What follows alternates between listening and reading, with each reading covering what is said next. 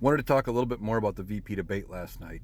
Um, and that is basically JD Vance looked horrible. He sounded like a used car salesman. I don't think he did himself any favors with this. And there's going to be a lot of memorable things out of this. One, he couldn't bother to say that Donald Trump lost the 2020 election. We're 4 years past the 2020 election, and at this point, it doesn't matter. Joe Biden is the president, has been the president, and will continue to be the president until January 20th at 12 noon Eastern, when the new president takes office, which will probably be Kamala Harris. But anyway, J.D. Vance couldn't even say Donald Trump lost that election. He ducked around the question. And he dodged a lot of questions. He kept going back to immigrants. His explanation for why houses are so expensive are the immigrants that are working for less than a livable wage, less than minimum wage in some cases, are buying up all of the homes. That doesn't make any sense.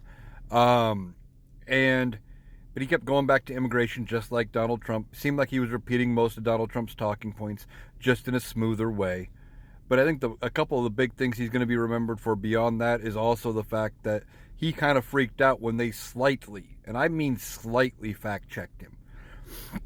He was talking about the immigrants in Springfield, Ohio, and all the moderators said was, for those people watching at home, the immigrants have legal immigration status. And J.D. Vance jumped in and said, but, if you may, the rules said you can't fact check me. And he was freaking out about getting fact checked at all. He doesn't want to be fact checked. There's the clip of him basically complaining about Kamala Harris saying, we got to stop misinformation on the internet and stuff, and basically spreading lies.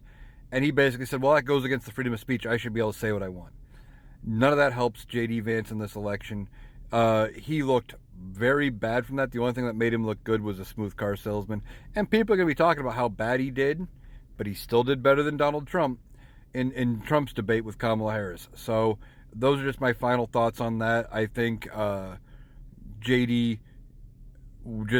he was hindered by what he had to do with Donald Trump because he had to say the things Donald wanted him to say, and he couldn't phrase anything in a way that made him sound good.